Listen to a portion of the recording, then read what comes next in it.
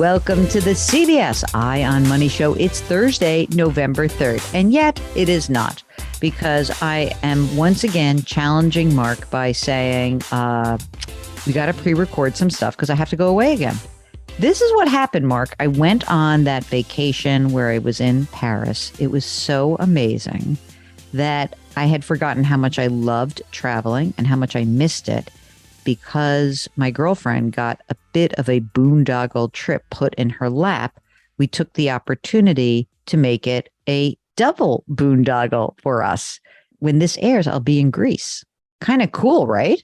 Yeah, you've never been, right? Never been. For some reason, it's never really been high on my list. I had thought that I'd like to go because someone I trust a lot who travels quite a bit said that it was one of the most beautiful settings. And I just think I didn't want to get involved with it's the crazy summer getaway. And so going in late October, early November did seem much more appealing to me. So I'll let you know. I will do all of the work so that you don't have to, Mark. That's how we roll. That we'll share information. We'll go from there. Now that you got back from your trip, where have you booked next? We're actually thinking about Portugal next. Because, now that Theo's on the public school system calendar, we kind of got to base all of our trips around his schedule. And he has these kids get so much time off, but he has a midwinter break. So we're thinking maybe in the winter. A winter in Portugal. I mean, I've heard wonderful things. I would much rather travel in the winter than go to, Paris in August, to be honest with you. Well, Paris in August is, what they say, for the tourists and the dogs. So, okay. Where do you want to go next? Let us know, because where you want to go, whether the actual trip or vacation you're planning or where you want to go in your financial journey. See how I did that, Mark? Is really interesting to us. And if you need help and you'd like some guidance, we would like to be there for you. All you need to do is go to jillonmoney.com. Click the Contact Us button, and we'll be able to chat about your note. And at the end of the actual email that comes through to us, there's a box that says, would you be willing to come on the program? If you check yes, Mark gets you on the air. And there's nothing I like more than having somebody come on the program and then get back in touch with us. And that's where we are today with Yaz from New Jersey, who's been on the program previously. So Yaz, why did you come on the first time? What was going on for those who have not binged our entire catalog of shows? My first question to you was, should we put all of our 401k contributions into the Roth 401k? And that was a discussion that my husband and I had. We had paid off all our student loans and everything. So we had the extra money to basically absorb the tax. So that was our main question. So based on you and Mark's advice, I'm doing all Roth. So that's awesome. How old are you guys now?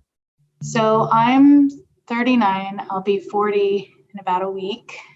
Don't worry. It gets better. Every decade gets better. We promise. Yeah. And my husband is 37. 37. Okay. And you have kids? Yeah, we have a 5-year-old and an almost 2-year-old. So has there been a change in your lives that prompt this new inquiry?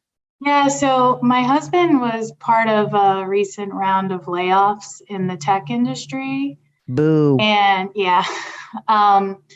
And so he got a new job very quickly, but he's considered a contractor, so he doesn't have any benefits. However, he's not a 1099 contractor. He's, there's a payroll manager, but he's not eligible for any benefits. And so I'm just trying to figure out, how do we continue saving for retirement? Because previously he was maxing out his Roth 401k, but now he doesn't have that option. Okay, so let's do some statistics here. In his new job, how much is he earning? He's earning $200K a year. And what do you earn? Including bonus or not including? Yeah, why not? Well, I mean, as long as you can sort of Yeah. count on the bonus. Probably like 270, 280 with a bonus. And how's the cash flow on the combined income? It's good. We have a lot. We save a lot of money right now. How much money is in your current 401k? So my 401k at work, it's got about 150k in there. And his old 401k, how much in there? He was only with the company for like a year or so, so not much. Mhm. Maybe like 30k or something like that. He's got a bunch of like old 401ks. Okay, how much in all of the combined old retirement accounts? You can do, Roth plus Yeah. traditional. About how much in his name? Probably like 20k in Roth and 200 or 250 in traditional. Okay, And then for great. me, most of my previous, I have a TSP and some other old accounts. So most of that, I have about 350, but about 100 of that is Roth. Okay, so the 150 is in your current and then another 350 for you, right? Yeah. Okay, got it. That's great. So lots of money saved. In his old 401ks, he has not rolled anything over yet? No, I'm trying to get him to do it. He's got like a bunch Yeah. of little ones and it's Oof. What about yours? Your old 350? about 150 is in a thrift savings plan. And then I have some in a rollover Vanguard account. And then my current 401k is with Fidelity. Okay. So you live in New Jersey. Tell us about your house, which hopefully has gone up in value while your mortgage has stayed nice and fixed. It has. It's like, I think the house, a similar house, not as many bedrooms down the road, but it's sold for like 670, which is crazy. Okay. So let's say you're 700, and how much of the balance remains in the mortgage? About 409. About 409. What's the interest rate? 2.8. So you've got all this retirement money. What about non-retirement money? Because I know you're good savers. So where else have you socked away money? So we have like a Schwab brokerage account, which has about 95,000 in it, and we contribute probably 3,000 a month to that. Whoa. Yeah, and then we have 529s for the kids. My son has like 8 grand in his, and my daughter has like 23 grand. All in all, things are good, except you're kind of freaked about not having this 401k option for your husband. Does he like being this contractor? Does he like this status? Do you think this would remain, or would your guess be that he would prefer to be a full-time employee with benefits somewhere? No, he wants to be an employee with benefits. He's actively looking for something else or what? Well, he's actively negotiating with his current company to get him into employee status. What do you think the likelihood is of that? Let's kind of talk turkey with each other. What do you think?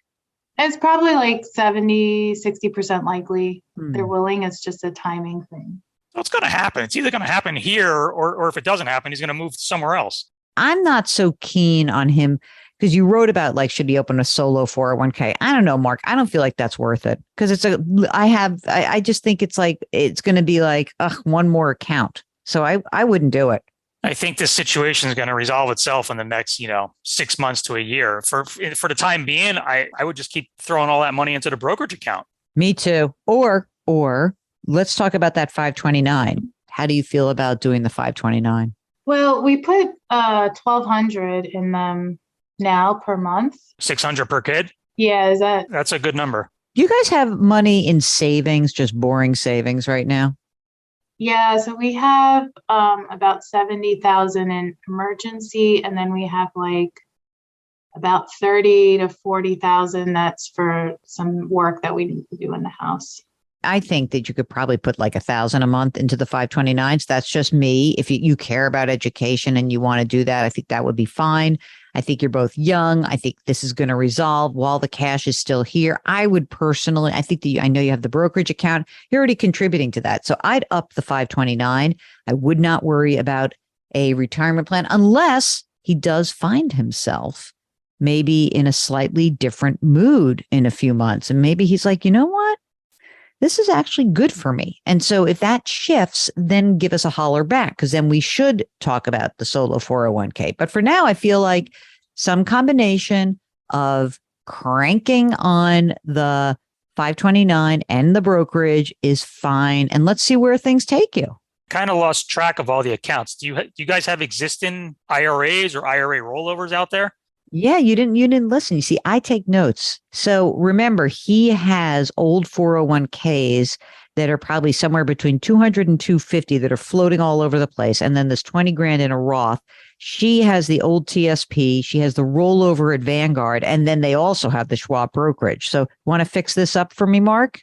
Well, he has old 401ks, but does he have an IRA? So let's move it all into an IRA rollover. He can also, if he wanted to, he can also do a backdoor Roth. Considering he doesn't have a retirement account at work, he could easily do that.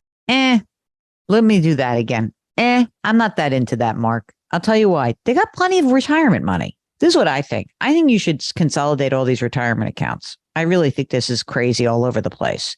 In fact, I'm kind of wondering why you even have a rollover at Vanguard if you have a different relationship at Schwab. But that's just me asking that question, or why you wouldn't necessarily, like, I might even take the rollover from Vanguard that you have and roll it into your Fidelity. I just feel like there's a lot of stuff all over the place. I don't think you need to do the back door, especially for like, it's going to be a 1-year thing.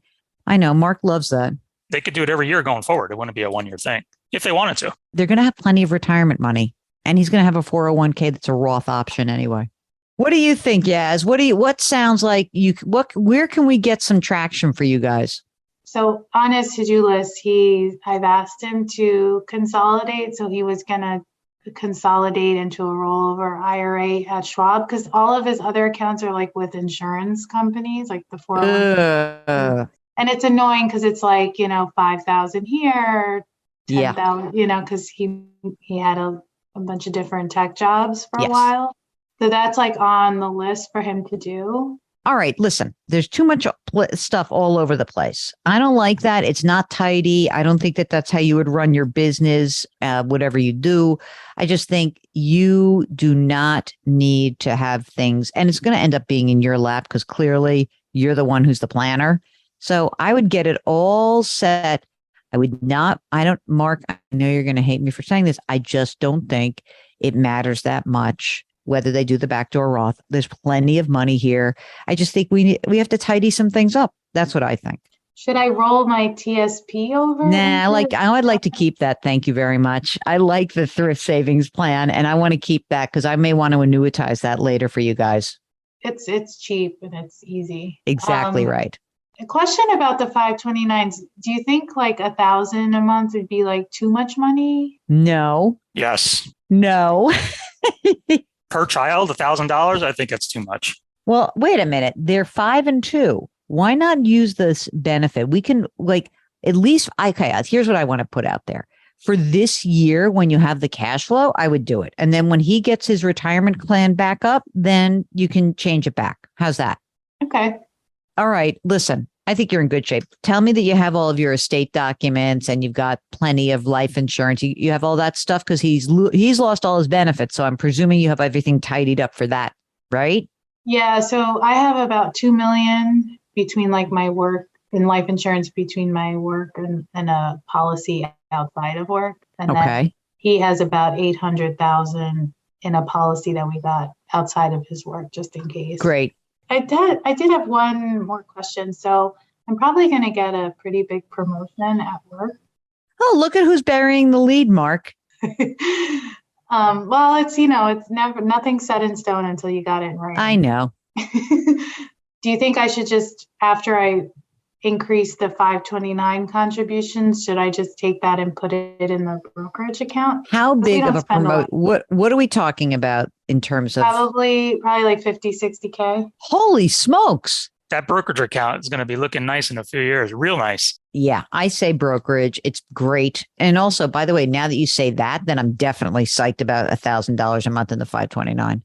I mean, the 529, the cool thing about it is, remember that it is so tax efficient. I mean, you can always stop putting money in eventually, but while you're still making a lot of money and the tax rates are what they are, like, let's protect the money because you ain't getting any financial aid. That's for sure.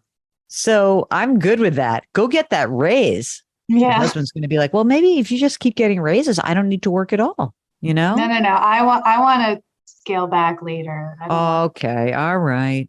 Where are we going later? I seem to remember that you want to move somewhere else. Is that right? Well, my husband wants to move down south again, but I don't particularly want to. But yeah, no, we're, in probably like 14 years, when I'm like 55, I'd rather not be pulling this many hours, even if I made half as much. All right. Well, let's save a lot of money. Buy yourself options down the line. Exactly. We never know where life turns. I hope that you can do lots of different things next time. Okay. Next chapter. How's that sound? That sounds good to me. All right. If you have a financial question, is it a Roth versus traditional? One of our favorite questions. Is it maybe thinking about how you're going to build into your plans today, your next chapter tomorrow? I love those questions. I like those ideas where how do we create opportunities for you to do what you want to do just by a little bit of planning? It's not even a lot. It's a little bit. So if you are finding yourself in that kind of conversation with yourself, with your spouse, and your family, go to JillOnMoney.com, click the Contact Us button, and don't forget that when you fill out the form, there's a little box at the end that says, would you be willing to come on the show? If you click that box, Mark does everything else. So good. You can follow this program, Eye on Money, wherever you get your podcasts. You can also follow our other program called Jill on Money. And just check out all the great content that we have on our website at JillOnMoney.com, including the new book, which you can pre-order. It's called The Great Money Reset. Go to the website and you can find it. Okay, Mark Talercio is the co-host and the executive producer. We are distributed by Paramount Global, and we drop our episodes every Tuesday and Thursday. Do me a favor. Do something nice for someone else today. It will make that person feel good, and it will make you feel good. Curiosity, compassion, community. Thank you for listening. We'll talk to you next week.